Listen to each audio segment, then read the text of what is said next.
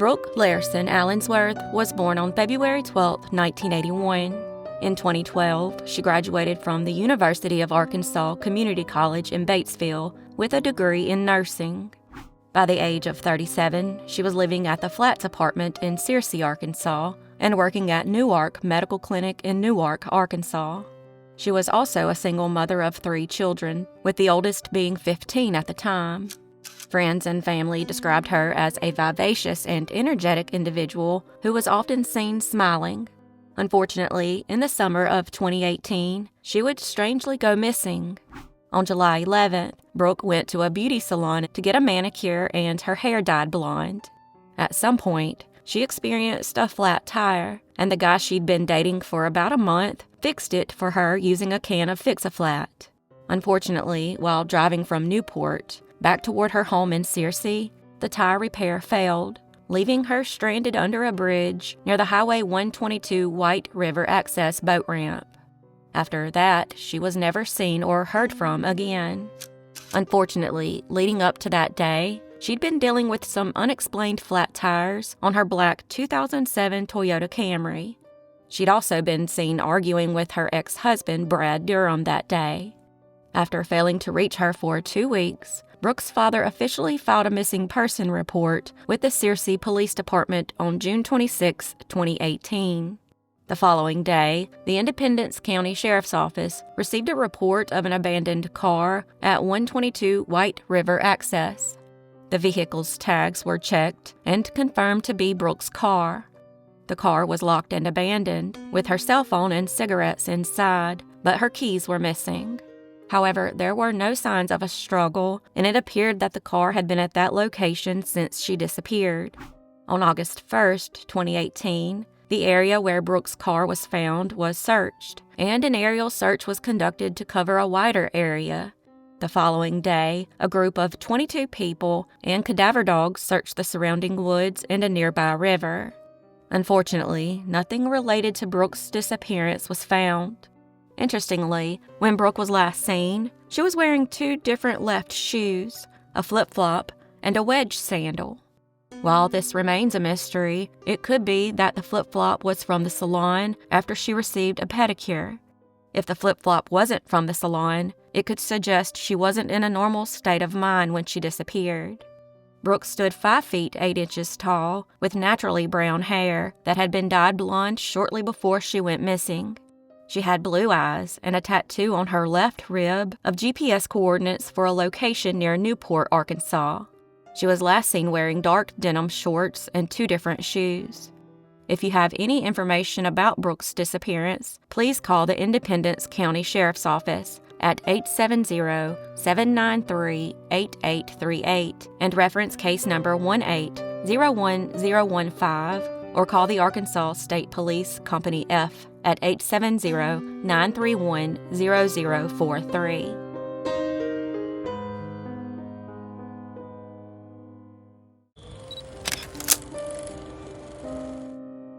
Patsy Delois Clark was born on May 20th, 1931. At the age of 55, she lived in a mobile home on Sunset Lane in Little Rock, Arkansas, and was a mother of 6. Sadly, Patsy allegedly spent much of her adult life a victim of domestic violence. She was also involved in a terrible hit-and-run accident on October 31st, 1986, in Fayetteville, Arkansas. The night of the accident, at around 11:30 p.m., she arrived in town unannounced on a bus. Instead of calling for a ride, she decided to walk to her son David's home. Unfortunately, that's when she was hit by a drunk driver who fled the scene after the accident. Thankfully, he was later apprehended and charged. However, Patsy suffered serious injuries and remained at her son's home while healing up. Once her doctor released her from his care, she made plans to return to Little Rock, even though the broken left tibia fibular head and pelvis fractures hadn't fully healed. Her family felt she should have stayed longer, but according to them, she was tough and stubborn, and nothing was going to hold her down. Plus, she just really wanted to get back to her home. On December 12, 1986, David dropped her off at the Greyhound bus terminal in Fayetteville. Sadly, after watching his mother board the bus, he never saw her again. Once back in Little Rock, she returned to the home she still shared with her ex-husband, James Clark. After that, she vanished into thin air. Unfortunately, her family doesn't know exactly when she went missing because she and James didn't have a home phone. Regardless, on March 4th, 1987, James said the last time he saw her, she was getting into a yellow taxi labeled number 289. He claimed it was the yellow cab company, but the only problem with that is that the color of the cars were white at the time. Plus, investigators could never find records of a cab being dispatched to their mobile home. As for the driver of the taxi, James said he could have been Caucasian or of light complexion and wore dark glasses. He also claimed he gave Patsy money for the bus because she was allegedly heading back to Lincoln, Arkansas for the court date from the hit-and-run accident, but never arrived. 3 days later, James went to their daughter's house and asked if she had heard from her mom, which she hadn't. Over the next 2 months, someone continued cashing her Social Security checks. While all of this looks very suspicious, it's worth noting that she loved to travel alone and would typically arrive unannounced since she didn't have a phone.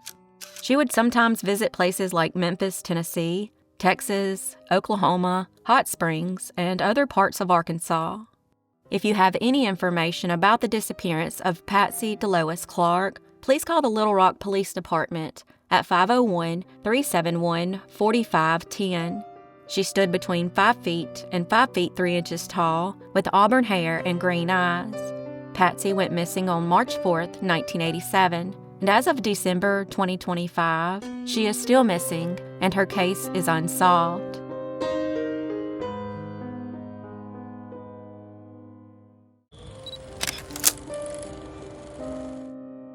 Robert Wayne Cox was born on September 28, 1953.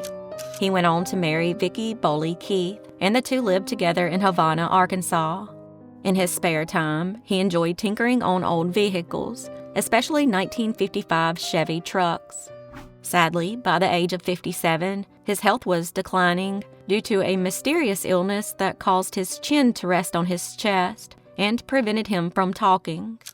The health problems began in 2010 and had progressed over the months, and by early 2011, his doctor had scheduled tests to determine if he had dementia. However, he would strangely disappear before ever making it to the appointment. On February 19, 2011, at around 1 p.m., Vicki said she looked outside and saw Robert standing in a clear-cut area near their home. After that, he was never seen or heard from again. 3 months later, investigators searched the property, including the clear-cut area, but nothing was found. Search teams included experienced cadaver dogs and search and rescue teams who covered a wide area over a 2-day period. Unfortunately, the search yielded no results, which didn't surprise Robert's family, who felt that his limited mobility would have prevented him from walking around the property in the first place. They were also concerned about Vicki and her children's lack of effort in finding Robert. According to them, Vicki refused interviews and distanced herself from those searching for Robert. During one of the phone call interviews that she actually took, she was asked if she had anything to do with Robert's disappearance, and she responded, "No comment," and ended the call. This has led some to wonder if his health decline was due to poisoning over a long period of time. If this is true, it most likely would have been discovered at the appointments he never made it to. It's possible whoever was doing that to him realized that as well. Robert Wayne Cox stood 5 foot 10 inches, with brown-gray hair, a gray beard, and a mustache, and had a prior broken shin bone. He was last seen wearing a navy blue hoodie, gray sweatpants, and gray tennis shoes. Robert disappeared on February 19, 2011, and as of December 2025, he remains missing, and this case remains unsolved.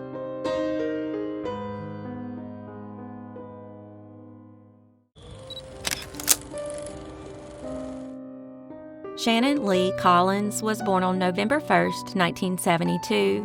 After high school, he enlisted in the Army National Guard, and in 2005, while serving in Iraq, He sustained injuries from a roadside bomb that caused him to be permanently disabled with traumatic brain injury, PTSD, vertigo, and tinnitus. He was then given full disability benefits from the VA. At the age of 48, Shannon was living in Pottsville, Arkansas, and was the father of a son. He was also separated from his wife, Teresa, but they continued to share a home together.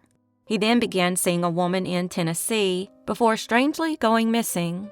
On March 11, 2021, after visiting the woman out of state, Shannon returned to the home he shared with Teresa to collect some of his belongings. After that, he was never seen or heard from again. The next day, his wife said he left the house on foot without his phone and never came back. Teresa's actions following his disappearance became very suspicious. First of all, she never reported him missing, and when his family in Oklahoma would call to speak with him, she would say he was away at a VA program.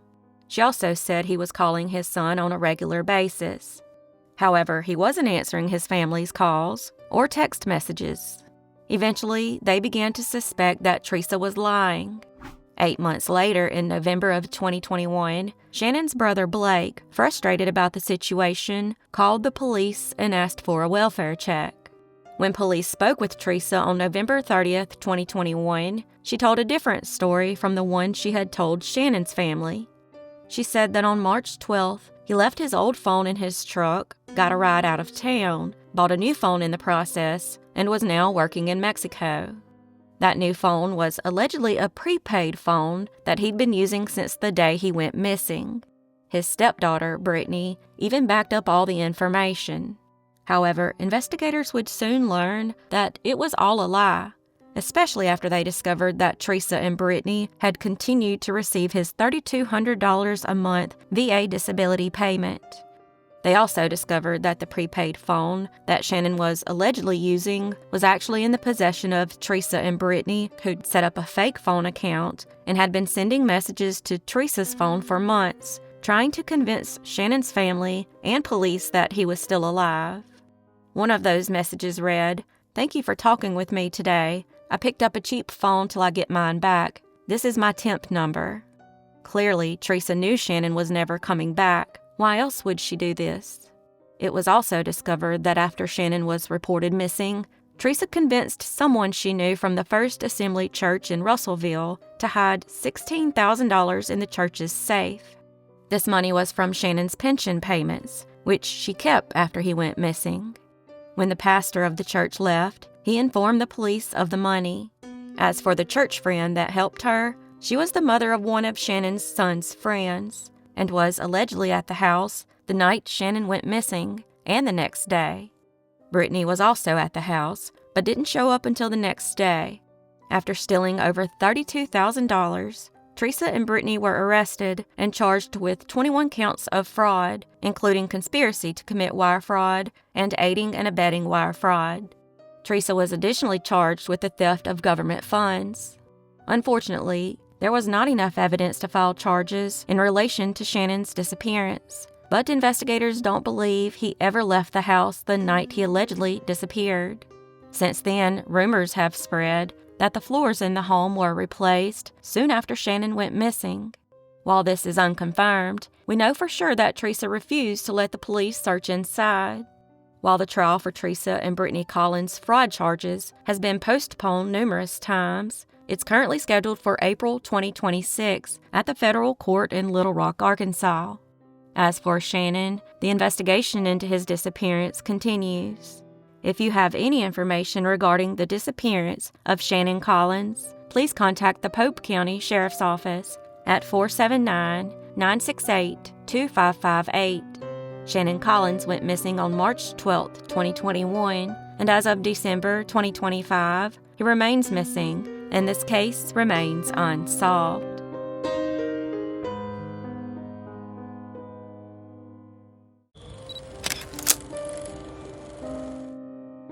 Tiffany Dawn Marie Kidwill was born on October 1st, 1985, and grew up in Lewiston, Idaho, where she attended Sacagawea Junior High School. She then moved around a bit, living in such places as Laguna Beach, California, Las Vegas, and various parts of Arkansas. By the age of 36, Tiffany was living in a tent with her boyfriend, John Loniak, on his property in Harrison, Arkansas, when she strangely disappeared. On April 3, 2022, Tiffany showed up again at the ER with multiple broken bones, including her hip, pelvis, ribs, and leg. She first told medical staff that she had fallen, but they didn't believe her and called the police.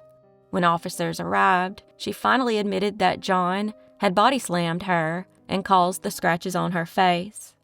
She said he'd been drinking while she was asleep, and at some point, she was awoken by him punching her in the back of the head. He then picked her up and slammed her to the floor.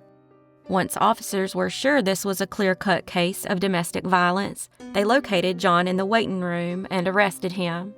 He was then taken to the Boone County Detention Center, while Tiffany was given a Laura's Law card and informed on how to obtain an order of protection.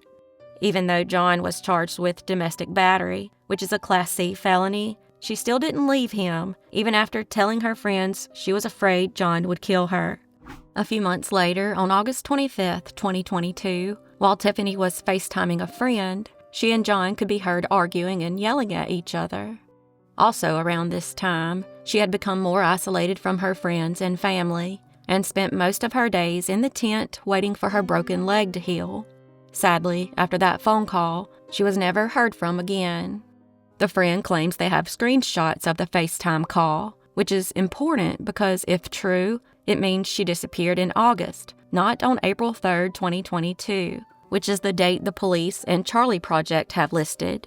More possible proof of this is the 3 videos that were posted on her YouTube page in August of 2022, the same month as the phone call with the friend. However, a couple of issues with the videos are that we don't know when they were recorded, and we don't know who uploaded them. It's possible they were uploaded by someone trying to make it appear that Tiffany hadn't gone missing yet. 2 of the videos are of John acting very strange, almost like he's under the influence of something. I once went fishing. And when I went fishing, I had the biggest rod and reel you could ever imagine. Mine was like a bamboo pole with a sinker and a bobber. That was the biggest fishing line you ever saw. The 3rd video is of Tiffany talking about her broken leg and saying she's an hour south of St. Louis, Missouri. All right, y'all, now I'm outside of the car with a broken leg. Oh yeah, look at that. Isn't that beautiful? Right now we're an hour south of St. Louis, Missouri. Ooh, that was a good one, yeah. After she disappeared, John told people that he moved back to California after he and Tiffany had allegedly broken up. This turned out to be a lie because he was arrested on July 30th, 2025 in Platte County, Missouri, for felony commercial burglary and theft of property. John has a history of theft and was even banned from all Walmart stores nationwide for stealing. After his arrest at the end of July for theft, he was arrested again on August 12, 2025, for a theft that occurred in April at the Walmart in Batesville, Arkansas. The Batesville Police Department said in their report that the store's asset protection investigator watched surveillance footage of John putting several calculators into a shopping cart. He then put the calculators into a microwave box. The next day, John came back to the store and bought the microwave, which still had the calculators inside. He left through the automated entrance with more than $2,900 worth of merchandise. John has 4 previous felony arrests in Arkansas, dating back to 1997. Those charges include commercial burglary, theft of property, theft by receiving, and domestic charges. As for Tiffany, the search for her continues. She's described as a very petite woman with brown hair and brown eyes. At the time of her disappearance, she was still recovering from a broken hip, pelvis, and femur. She has several tattoos, including vines and leaves around her ankle, wings, and words on her wrist, and a sea turtle with words on the back of her shoulder. If you have any information regarding the whereabouts of Tiffany Dawn Kidwill, please call the Harrison Police Department at 870-741-8404. Tiffany went missing between April and August of 2022, and as of December 2025, she remains missing, and her case remains unsolved.